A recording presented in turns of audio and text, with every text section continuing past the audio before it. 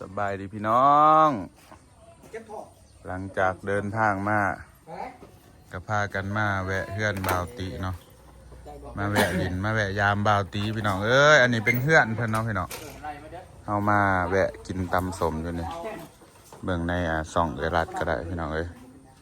หลังจากออกตัว 3-4 วันกันนี่แหละเฮือนบาวตีเพิ่นอยู่บ้านหน้าภูลาว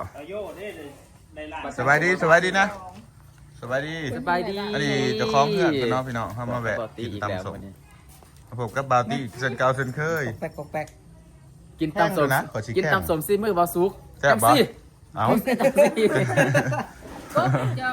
ก็กรอกไข่ โอ้บึงแน่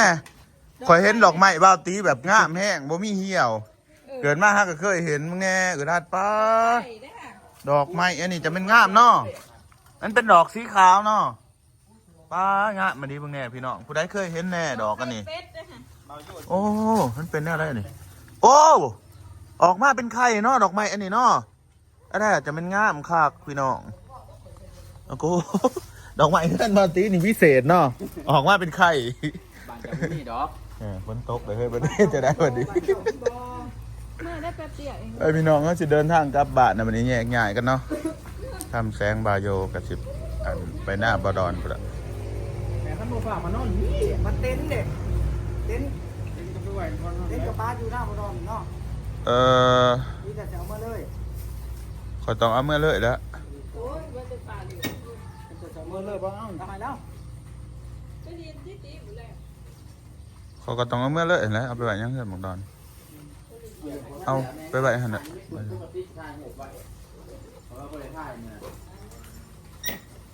ไปเนี่ยพี่น้องอันนี้ไปพี่น้องเดินทางกลับบ้านเนาะตัวสิฮอดบ้านแวะหันแวะหนีพี่น้องแวะร้ายบ่อนหอจะเกลือ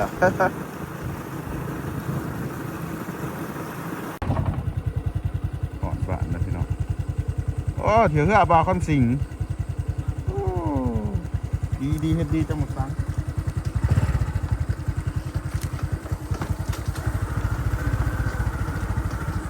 มาถามอ่ะ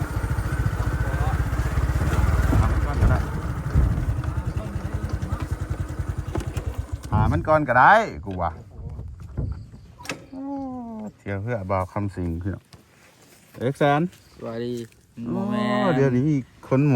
มอยเนาะมันถึงจะเพื่อคอยเดี๋ยวเพื่อใครสะผู้เข้าขึ้นนะเจ้าโชคดีนะยังวะต้องไปละเกี่ยวแวะ3-4เลยเว้ยเห็นแต่เลยล่ะไม่ใช่เหรอแต่ละกำลังมาหอดบ้านพี่น้องเอายังกันกล้วยทอดบอกเปิดทอดน้ำคายแล้วทอดเองวะทอดเองหอดบาทเลยพี่น้องโอ้หอดนะเว้ยตัวไปให้หมอนไหนป่ะแซงเหมือนแปดแซงอันด้วย8 ขีดม่วนเป็นม่วนเว้ยนั่งดีดกีตาร์กินโซจูว่าไปนั้นไปตะโอยแต่มาแวะอยู่หน้าเรามีซื้อนี่แป๊บเดียว3 มือนี่วัดสิมาแต่ว่านี่แต่ว่าฝนมันตกเลยนอนอยู่เทียง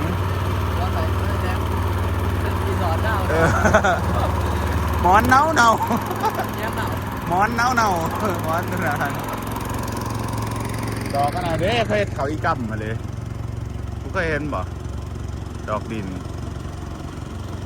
ยังไม่เห็นดอกอีกัมเขาอีกัมเอาอันชันที่เห็นได้ปะเอามันกะทีเขียวกันมันกะคิ้วเอามันแนวมันก็คือดอกดินคือนี่ฝนบ่ตกบ่ว่านี่ขึ้นนี่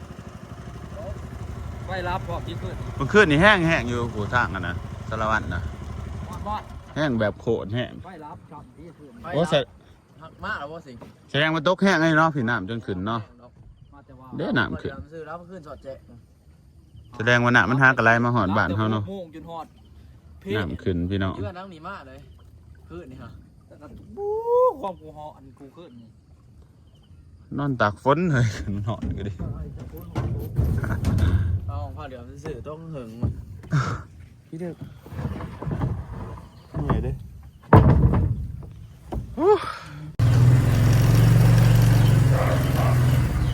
ถึงบ้านแล้วพี่น้อง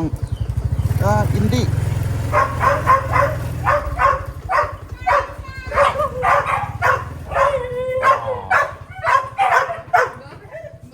อย่าห้อง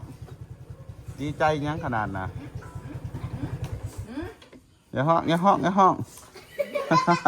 วเดี๋ยวฮะ อย่าตีมันสบายดีจุ๊บกับกรุ๊ปฟี่ก่อนนี่มันกินทอดแห้ง มันเผ็ดนี่ยัง จุ๊บ จักมัน กินทอดได้เลยกูมันเปลี่ยนเสืออู้ดื้มไปมันเสือขาวเบิ้งนั่งดีๆนั่งก่อนนั่งก่อนเสือขาวเอาสิเปลี่ยนเบิ้งอยู่ดีๆเบิ้งสิปล่อยมา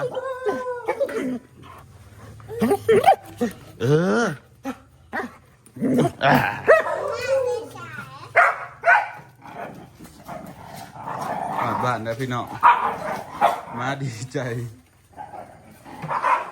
ขี้ดื้ออันนี้มันมากอันนี้แต่ป้านสบายดีมาเลยสบายดีพ่อ น้อยไปนำเข้าวกระดองมาครูบอกว่าเจ้าขี้ดื้อแต่คือขี้ดื้อแต่คือสอนครูบอกสายป่านตั้งนี่นะเบ้าช้างเบิ้งอินดี้เดี๋ยวพี่โอ้ยอย่าดื้อมันงั้นมาแต่ติงกิ้งบ่ได้เบาน้ำอีปานกับบ่ได้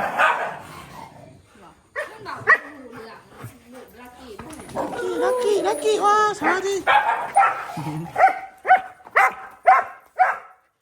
ป้าที่โตบ่เห็น2 มื้อยังซ้ำนี่เนาะบ่เห็นเป็นเดือนสิบ่อันนี้บ่ไม่ยากขอไปท่องจำนำเด้อ เนี่ยครูบอกว่าจะขี้ดื้อเดี๋ยวนั้นก็คือสออยากมาฮะ เศร้าซอเลยมาสิ ใครเช่าสอแล้ว ฟังบ้าวฮะจะคือขี้ดื้อจะคือสอในครูแนวน่ะจะเฮ็ดอีกเด้อฟังความบ่าวจะเฮ็ดบ่าวสิไปตีเจ้าอยู่โรงเรียนผู้มาพร้อมหมู่หอดเวลามาก็จังมาฟังบ่ยินบ่ป้านั่งดีๆ เบาน้ำหนาเบา บ่าวสิบอกหันนี่ครูแอมมาบอกระบ่าวว่าเจ้าขี้ดื้อเจ้าให้อยากมาจะไปสอเราฟังได้ยินบ่อย่าเฮ็ดเด้อบัดนี้เด้อ โดยแม่ นี่ครู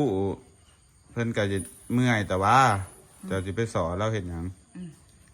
หอดย่ำมาจังมายินบ่ เด้อบัดนี้เด้อ ยินบ่บ่าวบอกหันใช่ป่านว่าดีๆแนบหน้าบ่าว แม่ นี่ นานะเบา ได้ยินบ่ฟังความเด้อวันนี้อย่าให้ในครู่เฮ็ดจังสันเด้ออย่าให้เฮ็ดให้ในครู่เห็นจังสันเด้อ เฮ็ดนั่นนั่นอีกแล้ว อย่าสอเวลามาก็จังมาอย่าสิไปสอว่าข่อยอยากมายินบ่ล่ะ ยินบ่ โดยดีๆแม่ ได้ยินบ่ล่ะ จอในคู่มาคู่พามาจังมาคู่พาเดิกจังเดิกเด้อชื่อไว้เด้อ เด้อ บ่เฮ็ดอีกเด้อ ไม่ง่าย อย่าสิเอาแต่ใจตัวเองหลายเด้อ อยากกอดแม่บ้าน อีหยัง อยากกอดแม่บ้าน